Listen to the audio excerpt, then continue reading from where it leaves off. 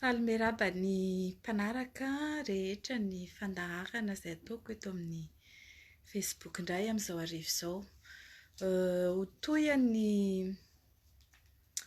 Ho toy ny resadresaka izay nataoko teto tamin'ny faran'ny herinandro teo dia misy zava-baovao indray izay hoentiko aminareo eto. Mbola mikasika fifidianana ihany moa izany ary mikasika ny zavatra osoka hitantsika tamin'ny fifidianana. Izaho tonga dia miteny hoe osoka avy hatrany satria zavatra tsy araka ny tokony ho izy no nitranga ary lasa ohatran'ny hoe zatra isika malagasy mahita zavatra tsy mety dia heverina fa hoe azo ekena io ka izaho izany dia te hiteny amintsika hoe aok'izay, tsy anaiky intsony isika zavatra tsy manjary ohatran'io, tsy anaiky intsony isika fifidianana feno osoka ary manomboka izao dia aoka izay tompony andraikitra no hitondra izany andraikitra izany, izany hoe ho responsabilisena ireo tompony andraikitra eto amintsika.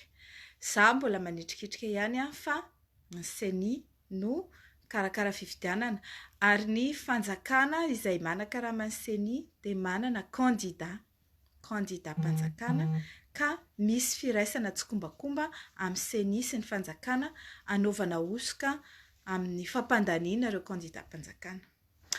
Zavatra vaovao hitantsika androany dia ho asiriko anareo ity. Tsy haiko na mivadika ilay izy rehefa ery amin'ny sary ery fa en tout cas io izy aloha izany valim-pifidianana vonjimaika avy amin'ny CENI. Iny ny mairie dia ity ny conseiller tao amin'ny commune Antananarivo io. Dia ny zavatra hitantsika amin'ireo dia izao. Tsara fantatritsika fa birao-pifidianana anankiray no anaovana ny fifidianana mairie, izany hoe fifidianana maire ary ao ihany no androtsahana ny vato ho an'ny conseiller municipal. Dikan'izay izany dia tokony mitovy ny registre na ny liste électorale izay avy ampiasaina ery amin'ny mairie dia iny ihany no soniavina ho an'izay mpifidy ka handatsaka vato amin'ny conseiller municipal. Tsy haiko hoe nisy an'izany ve tany amin'ny birao-pifidianana izay nandalovana ireo tany hoe misy olona ilaza izaho tsy handatsaka maire na izaho tsy handatsaka conseiller municipal fa raha ihany no ataoko. Amin'izay fotoana izay manko dia lasa manao sinizy ao amin'ny liste anankiray ary tsy manao sinizy ao amin'ny liste anankiray dia tsy mitovy ny isan'ny mpifidy amin'ireo anankiroa ireo. Ary indrindra raha ny liste électorale anankiray ihany, izany hoe ny registre eran'ny Madagasikara raha ihany dia tokony mitovy ny isan'ny olona inscrit ao amin'ny liste électorale sy ny isan'ny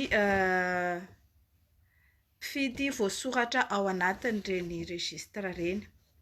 Mahagaga anefany amin'ity dia samihafa ny isa, samihafa ny isan'ny mpifidy voasoratra.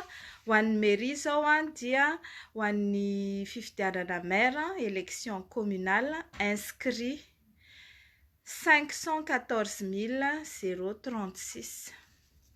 Ho an'ny conseiller famadika ho an'ny maire izany 731 792, izany hoe mihoatra izany. Dia ho an'ny conseiller ny inscrit honya 514 036. Eo aloha izany dia efa te hiteny hoe fa ahoana no misy lista roa samihafa ho an'ny mairie hafa ary ho an'ny conseiller hafa. Io ilay lazaiko hoe tsy azo atao ny manao manipulation ana lista électorale ka manala olona na mampiditra olona tsaraka ny tokony ho izy ao. Fa maninona no samihafa ny isan'ny olona ao anaty lista électorale izay ampiasaina amin'ny mairie ary hafa ny ao anatin'ny lista électorale ho an'ny conseiller. Fantany napetrako amin'ny CENI izay. Ohatrany namaliany zareo teo hoe tsy fantatro mo fa de vali-braingina no azontsika tamin'ireny de izy hoe any amin'ny fitsarana ianareo mamaly an'izay fa de manentana an'ireo olona izay tokony hametraka fitoriana mikasika izany isika apetrahony fitoriana contre ny CENI satria nahoana no samihafa ny isan'ny olona ao anaty lista électorale anankiray. Zany hoe iny lista électorale iny tokony imprimer anankiroa de ny ray ampiasaina amin'ny mairie, ny ray ampiasaina amin'ny conseiller. Fa maninona no ny anankiray 731 000, ny anankiray 514 000. Misy any amin'ny 200 000 électeurs en plus zany ny any amin'ny mairie. Miala tsiny fa nisy ny antso de tapaka le izy fa de toizantsika ihany. Ho an'izay mieritreritra hiantso ana, aza miantso aloha fa mbola manao direct. Raha izay nisan'ny inscrit, mbola ny inscrit ary ity zavatra izay azavaiko anareo ity de teo amin'ny site ny CENI nalaina fa tsy hoe fironiko na hoe nitsopotsoponiko teny amin'ny rehetrarehetra fa tao amin'ny site ny CENI nangalana an'ity de io avoakako aminareo eto io. Eo amin'ny listana bureau de vote iny mba tsisy problème 12 002, 12 002 na no an'ny conseiller na no an'ny mairie. Fa eo amin'le isan'ny mpifidy amin'izay, ao amin'le atao hoe votant, gagitsika. Eo le antanika fa misy olona ve tonga anaty bureau de vote ray izy de miteny hoe za tsy fidy conseiller fa maire ihany no vidiko. De za zany tsy androtsaka ho an'ny conseiller sady tsy akavato tsy hanao sini ao amin'ny registre. Fa ny zavatra hita ato tompoko de 119 910 nisan'ny olona nifidy tamin'ny conseiller ary 169 823 ny olona nifidy tamin'ny mairie communale tao Antananarivo renivohitra io resahako. Inona ny dikan'izany? Tena mahagaga hoe fa maninona no samihafa nisa ao anaty bureau de vote 1202 bureau de vote de tsy mitovy nisa. Samihafa zany ny lista any amin'ny nisan'ny olona anatin'ny lista électorale ho an'ny conseiller samihafa no an'ny mairie. De eo koa ny rajout. Ny rajout ny ho an'ny fifidianana maire dans le même bureau de vote dia 1296. Zany hoe ny ampy 1296 olona tsy voasoratra tao anatin'io lista efa mihoatra 200 io. Olona avy aiza ireo? Olona nanao manana ordre de mission fa tokony fidy eo Antananarivo izy zany de lasa nifidy any amin'ny bureau de vote tsy amin'ny fokontaniny. De maninona no 1296 no ao anatin'ireto 1200 bureau de vote nanao fifidianana mairie ary 490 ny rajout amin'ny conseiller. Azonareo ve le zavatra teneniko hoe fa ahoana même bureau de vote même liste izany hoe ny lista ao anatin'ny registre électoral dia tokony anankiray ihany fa tsy hoe ty misy lista hafa dia ry misy lista hafa dia ity lista ty imprimena ho an'ny mairie dia ity lista ty imprimena ho an'ny conseil communal fa iny lista ray ao anatin'ny registre électoral iny imprimena anankiroa iny dia iny anankiroa iny no ampiasaina ray ao amin'ny mairie ray ao amin'ny conseiller dans le même bureau de vote fa rehefa tsy izay le izy dia misy fandikan-dalàna ataon'ny CENI. Inona mahatonga an'ireo isy ireo ho samihafa? Inona no mahatonga ireo isareo samihafa? Samihafa nisan'ny inscrit, samihafa nisan'ny votant, samihafa nisan'ny rajout, dia fanina ny olona rehetrarehetra dia tout le monde trouve ça normal. Mais c'est pas normal. Tsy normal zany, tsy ara-dalàna zany. Raha ohatra ka 100 nisan'ny olona voasoratra anaty liste électorale dia 100 ao amin'ny conseiller, 100 ao amin'ny mairie. Dia raha ohatra hoe 20 nisan'ny olona, bon, 20 satria moa 20 isan-jato, 20 isan-jato, 30 isan-jato ny olona mifidy, 30 amin'ny 100 io ny isan'ny olona mifidy dia 30 mifidy ato mairie, 30 ato amin'ny conseiller. Fa tsy possible zao zavatra zao, tsy possible io, fa nahoana? Zany me anareo fanazavana inona nahatonga an'io? Nahatonga an'io tompoko dia tsotra, bourrage d'urne, nofenoina vato ao anaty urne, nofenoina dia namboarimboarina les chiffres atao hifanaraka amin'izay. Dia niborena mety hoe ny urne ny conseiller zany niborena kelikely kokoa sy sarosarotra kokoa ny miborena iny dia ny ato amin'ilay mairie tena nanaovana bourrage dia gaga ianao avy eo hoe il paraît que ny candidat numéro 4 indray citoyenne Franck Michel Niaina no mitarika kanefa ny ao amin'ny conseiller dia ny team no mitarika.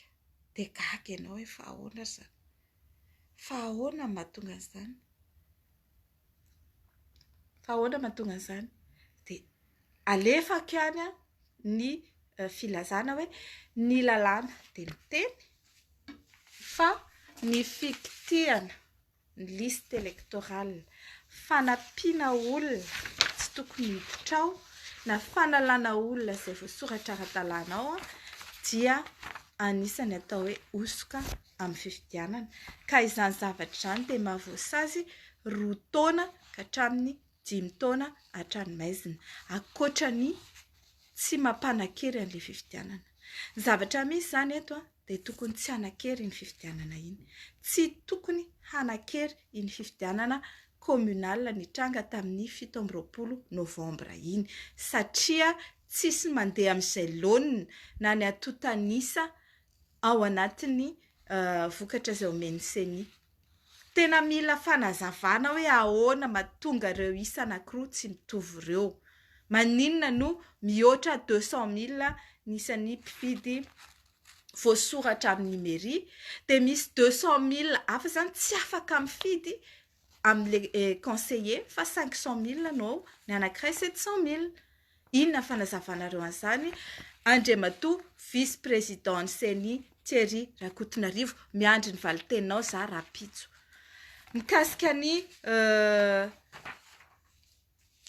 doublon ity indray dia misy namana mpiara-miasa nanao ny état an'ireto doublon reto izay nahitantsika 100 pejy mahery tamin'izany doublon izany dia nahitana fa Antananarivo io ny resahako mahatratra hatrany amin'ny 4,85%, efa presque 5% ny isan'ny olona voasoratra ao anaty lista zany doublon daholo. Tsy mba hoe 0, tamin'ny heritaona rehefa nanao audit ny OIF tadidiko tsara mihitsy izay satria tena niresaka tamin'ireo représentant ny OIF dia nilaza izy hoe 0,0 je sais pas quoi % ny doublon hitan'zareo tao anatin'ny registre électoral izay nanaovany audit. Ity nefa dia io 4,05, 3,31, 4,85, 3,43, 3,64, 4,73. Zany nisan'ny doublon. Pourcentage na doublon zany hoe efa misy 5 isan-jato amin'ny mpifidy zany doublon. Raha ohatra zany amin'ny 700,000 mpifidy io,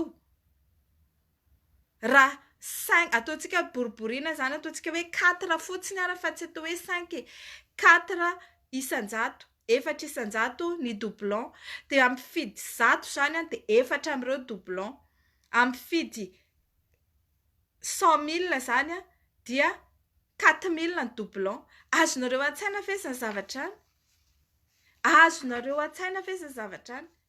4,000 doublon ho an'ny mpifidy 100,000. Dia mbola ilaza ny CENI hoe ara-dalàna ny liste électorale. Nefany efa tenena hoe vola tsy tokony tsy forohana noho ny laniana tamin'io fanamboarana liste io. Vola tsy tokony tsy forohana ny laniana tamin'ny logiciel anaovana ny liste io. Tsy tokony misy doublon. Hamanina misy doublon 4,000 sur 100,000. Betsaka anie zany e. Betsaka anie zany. Dia ireo doublon ireo ve nahatonga le isam-bato mihoatra ary amin'ny mpifidy ao amin'ny communal. Ary ireo doublon ireo ve mahatonga an'ireto rajout. Mahagaga le rajout 490 any amin'ny conseiller. Dia lasa zareo zany miala rehefa aveo zay tsy fidy le olona le miasa ao anaty bureau de vote manana ordre de mission io zay 490 aminay ihany ny fidy conseiller fa ao amin'ny mairie zay 1296 rehetra fidy aby. Non, bourrage io. Za tsy sûr akory hoe tena m'existe io rajout 1296 io fa le doublon reny. Le doublon reo inscrit sy votant samihafa reo doublon miasa am'ireo.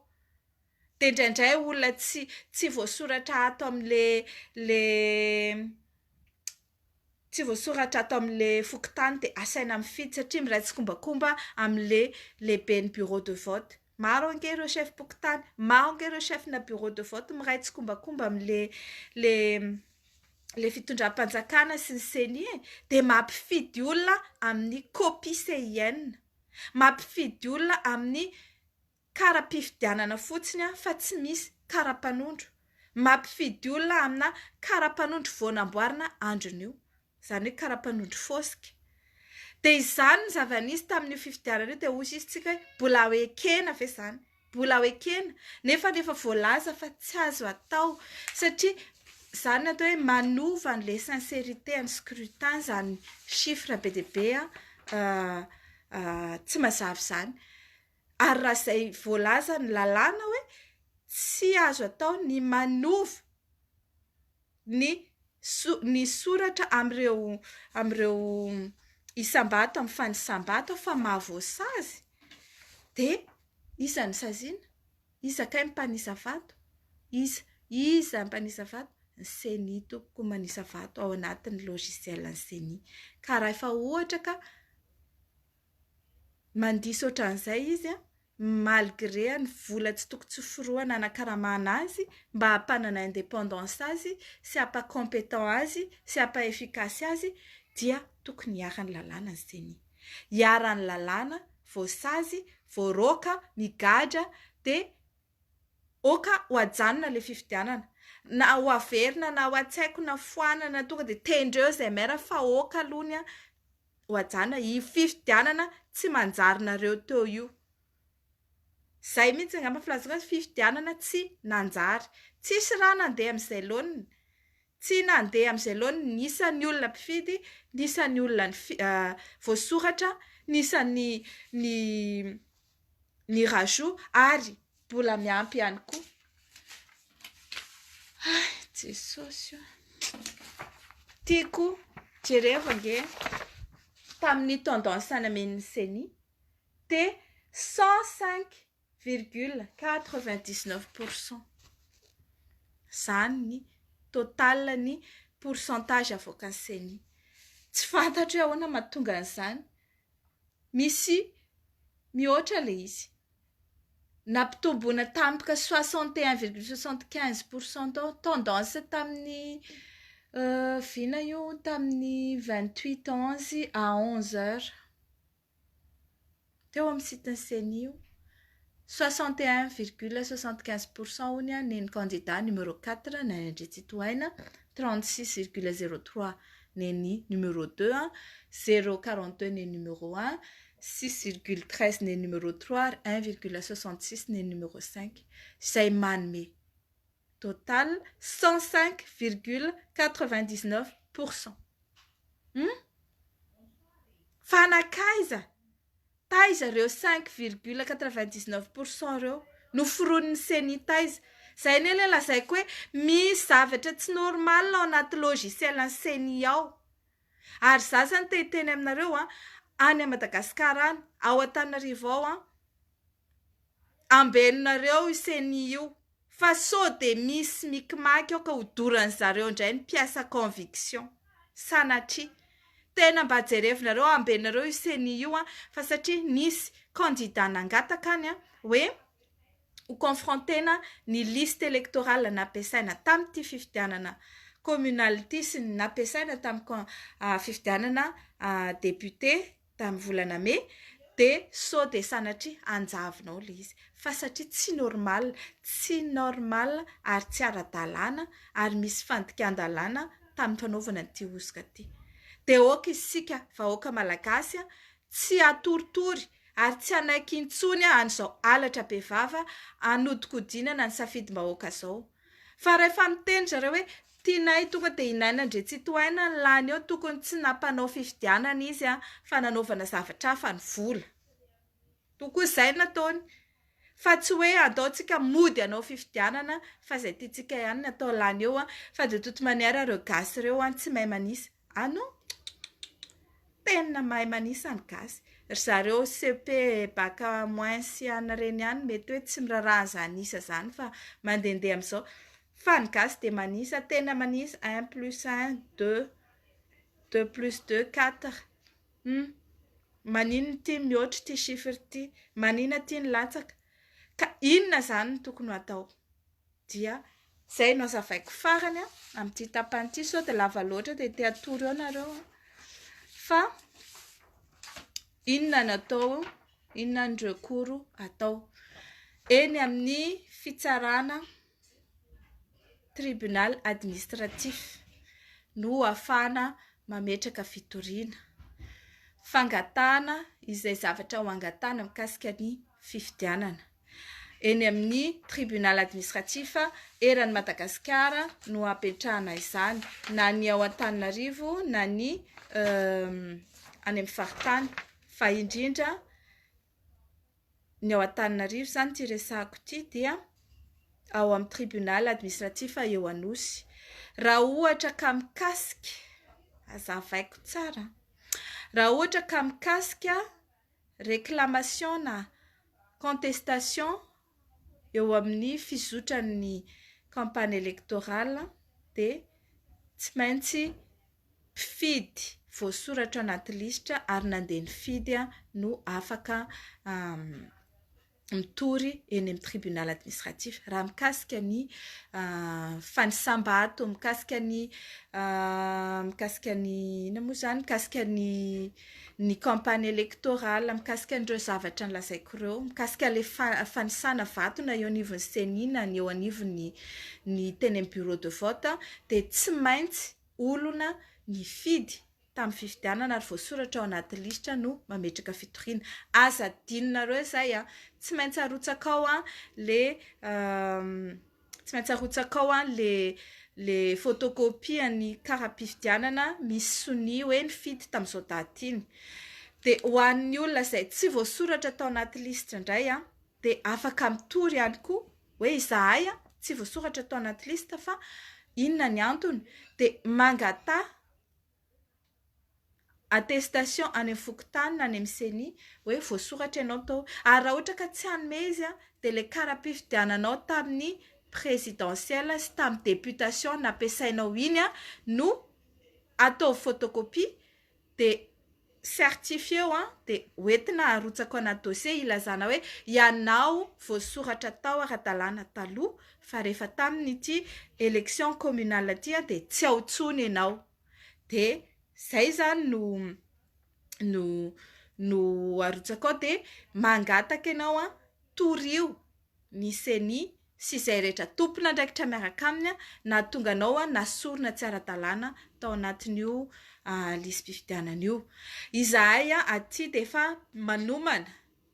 manomana imprimé sy formulaire izay ho afaka ho téléchargenareo en ligne na amin'ny Facebook na amin'ny internet mba ahafahanareo tonga dia mameno anarana sy toerana ary ny numéro kara-panondro sy ny etsetra ahafahana manamora ny fitoriana izay apetrakareo na eny anivon'ny fitsarana tribunal administratif zany na eny anivon'ny fitsarana adielika. Satria ny antony izay mba te hanampy atsika anao an'izany fitoriana izany fa tsy hoe hiteniteny eto fotsiny fa avy eo misy olona any Madagasikara any efa hiandraikitra ny fanangonana anareo izay ametraka izany fitoriana izany nefa mety hoe matahotra ny andeha irery na hoe marisarisa fa kaminy andeha hitotototo à gauche à droite tsy mahafantatra hoe inona ny atao fa dia ho lazaina aminareo miadanao ihany ahoana ny fandaminana. Mikasika ny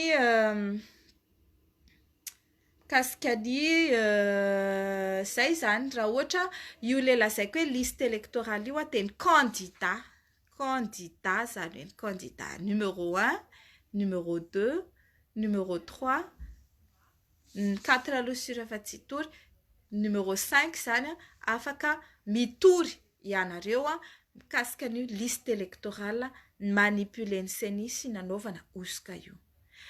Zay zany fa dia manentana antsika malagasy rehetra tsy hanaiky intsony ny fifidianana osika ary za dia mbola te hanentana ihany koa an'ireo mpitsara izay handray ireo fitarainana sy fitoriana mikasika ny fifidianana malagasy nareo ary mbola manantena ny malagasy fa mbola misy fitsarana ny Madagasikara ka dia miteny hoe mba ataovy araka ny rariny sy ny hitsiny ny fitsaranareo an'ireny dossier ireny fa aza dia mieritreritra hoe sao dia ho affecté, sao dia ho asorina amin'ny asako, sao dia izao fa ataovy araka ny tokony ho izy ny asanareo.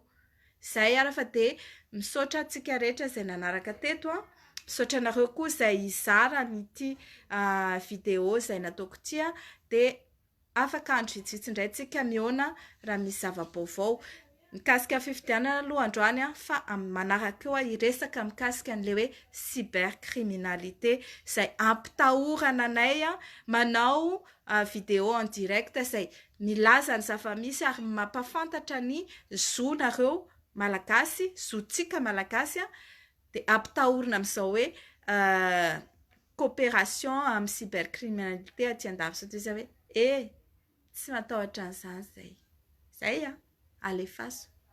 Misaotra dia mandram-peo anary.